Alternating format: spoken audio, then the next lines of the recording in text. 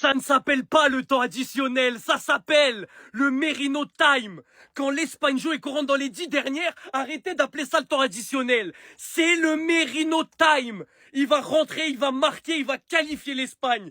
Comme contre l'Allemagne, comme contre le Portugal. Et aujourd'hui, c'est contre la Belgique. J'ai l'honneur de vous annoncer que je suis en finale. Mes deux pays s'affrontent en demi-finale. Je suis en finale. Y'a quoi, ma Coupe du Monde, elle est presque réussie. C'est magnifique. Il est top 3 des meilleurs numéros 10 de cette Coupe du Monde, derrière Olise et Bellingham. Dani Olmo, vous ne vous rendez pas compte.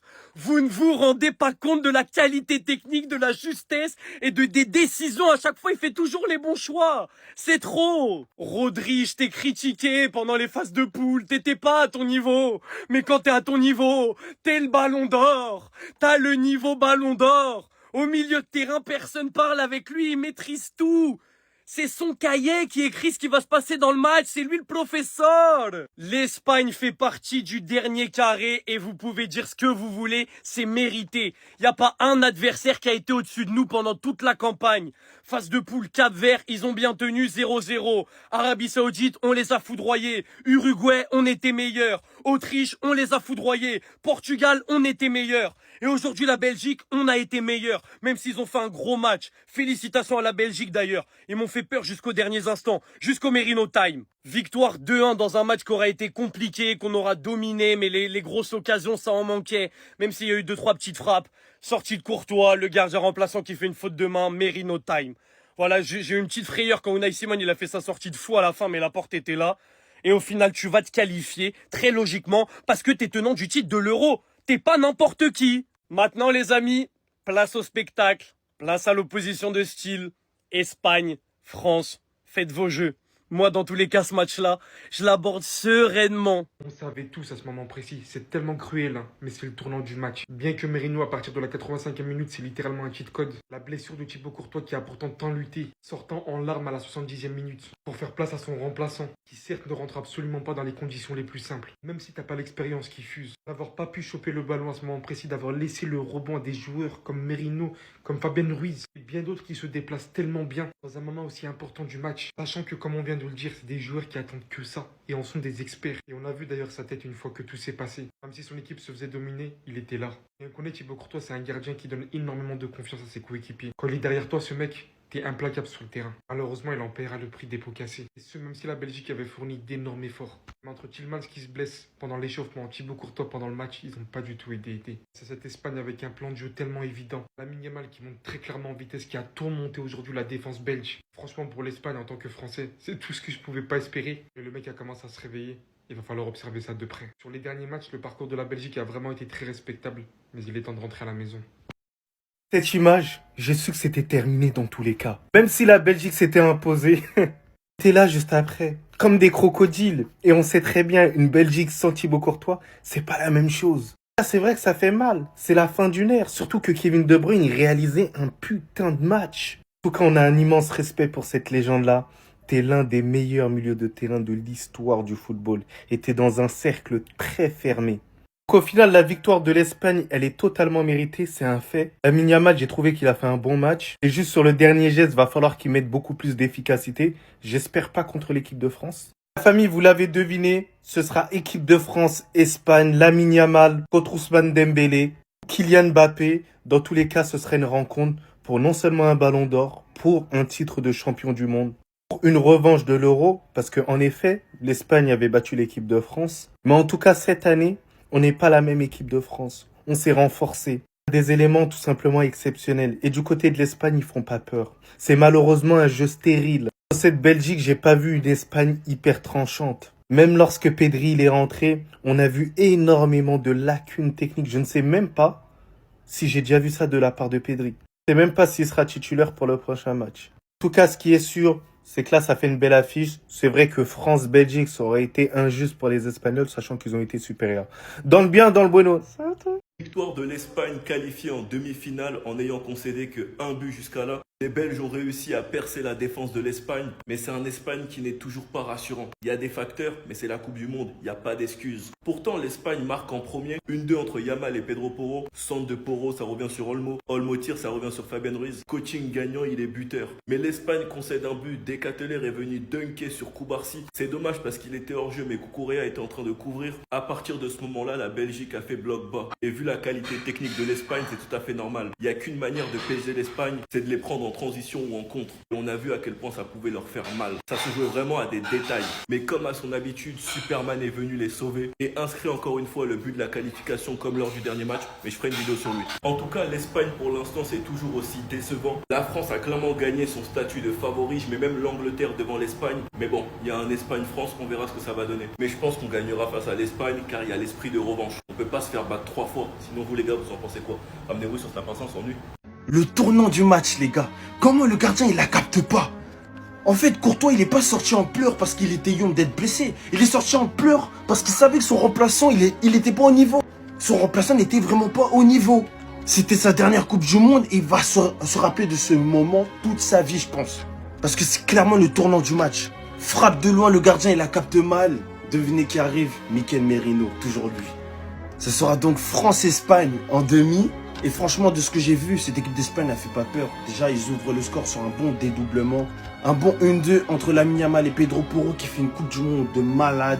Ça centre en retrait. Oyarzabal, il frappe le gardien. L'arrête Courtois. Et Fabian Ruiz qui reprend, qui allume. Ensuite, les gars, c'est la Coupe du Monde des dunks. Il y a Cubarsí qui se fait dunker dessus alors qu'il fait une Coupe du Monde de malade. Il se fait dunker dessus par Decateler. Il y a un 1-1. Ça fait rentrer Nico Williams, les gars, il est venu avec une coupe, les gars. En fait, je commence à en avoir marre des Renois d'Espagne. J'en ai marre. En tout cas, l'équipe d'Espagne qui s'en sort encore in extremis. Et franchement, Lamine Yamal aujourd'hui, j'espère qu'il va juste pas se réveiller contre la France. Parce que là, pour l'instant, sa Coupe du Monde, sa première Coupe du Monde. Bref, c'était Cesarino do Brasil. Dites-moi ce que vous avez pensé de ce game. Le Merino Time.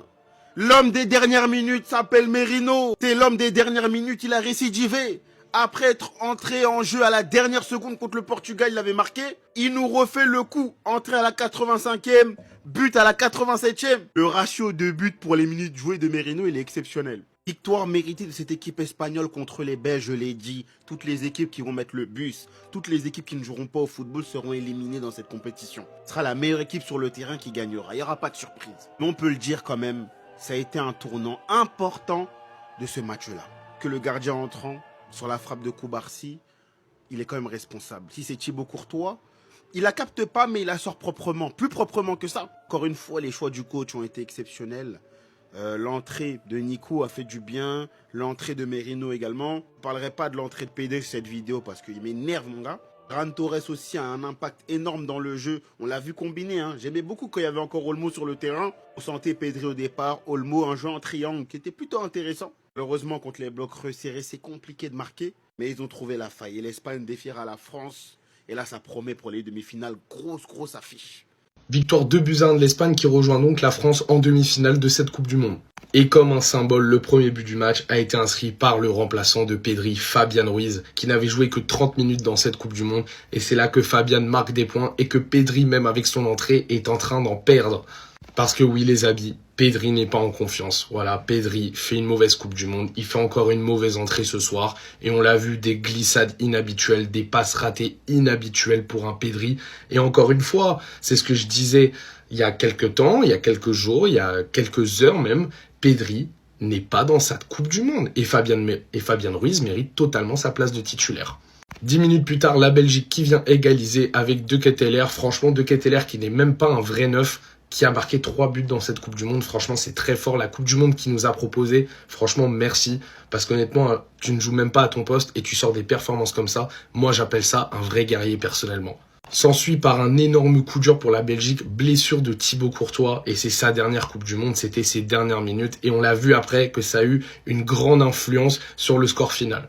Et oui, parce que suite à une frappe de Cubarsí, d'ailleurs j'ai beaucoup aimé cette prise d'initiative, le gardien remplaçant qui fait une erreur, qui profite encore une fois, encore toujours lui, à Mikel Merino, qui vient inscrire le 2-1 à la 88e minute. Et à ce moment-là, les Belges, ils étaient KO debout.